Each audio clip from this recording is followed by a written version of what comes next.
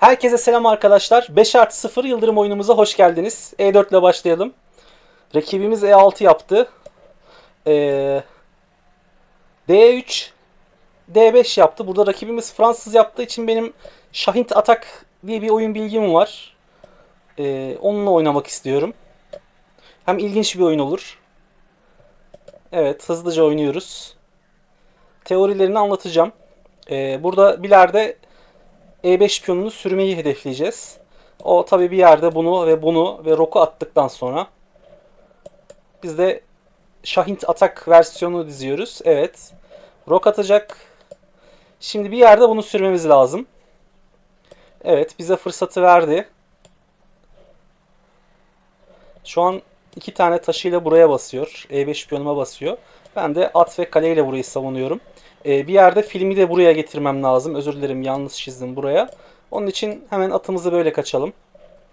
Vezirini böyle gelebilir. Şöyle kovma adına F6 yapabilir. Evet, vezirini geldiğinde ise böyle bir hamlemiz var buraya.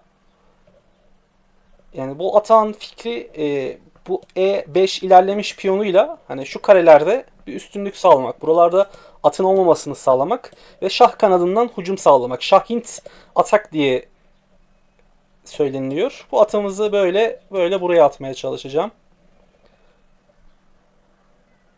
Tabi rakipten satranç biliyorsunuz rakipten bağımsız bir oyun değil. Rakibimizin de ne oynadığı bizim için önemli. Buna müsaade edecek mi? O da buradan şöyle bir kanatta aktif olmaya çalışıyor. İmkanı olursa güzel bir fedalarımız falan olabilir. Şu an istediğimiz gibi açılışımızı yaptık. Bir yerde vezirimiz oyuna düşüp çıkıp kale bağlantımızı sağlayabiliriz. Rakibimiz de muhtemelen buralardan saldırmaya çalışacak. O da vezir kanadından, ben şah kanadından saldırırken o da vezir kanadından saldıracak. Süremiz biraz kısıtlı. Daha önce bu oyunu Çeşme Open'da iyi puan olan bir rakibime karşı oynamıştım. Çok da güzel bir pozisyon elde edip kazanmıştım. Bakalım burada nasıl olacak. Şu ana kadar her şey istediğimiz gibi. Evet. Şimdi şöyle bir feda gibi bir şey var burada. Atı böyle geliyorum. Piyonla yiyor gibi ama ben de bu piyonla yiyorum. Şöyle bir vezirimin burada açmazı var. Bunu görerek bir feda burası. Tabi almaya da bilir. İlla alacak diye bir kayda yok. Evet, istediğimizi elde ettik. Evet, istediğimiz oldu. Çok güzel bir kazanç oldu. Rakibimiz bu açılışı bilmiyordu. Yani Birleşik Krallık'tan Matthew pes etti. Devam da edebilirdi ama güzel bir feda ile oyunu kazandık. Tebrik ediyorum. Güzel bir oyundu. Şöyle bir oyun incelemesi yapalım.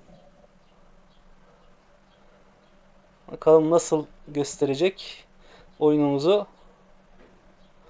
Yani muhteşem. 96.7 ile oynamışım.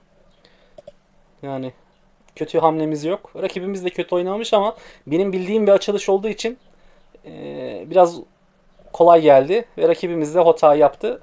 Bence güzel bir oyun oldu. Buraya kadar izlediyseniz ve oyunu beğendiyseniz, Şahint Atak'ı beğendiyseniz, daha başka açılışlar yapmamı, oynamamı istiyorsanız yorumlarda belirtebilirsiniz. Beğenilerinizi, yorumlarınızı bekliyorum. Abone olmayı da unutmayın. Sonraki videolarda görüşmek üzere. Hoşça kalın.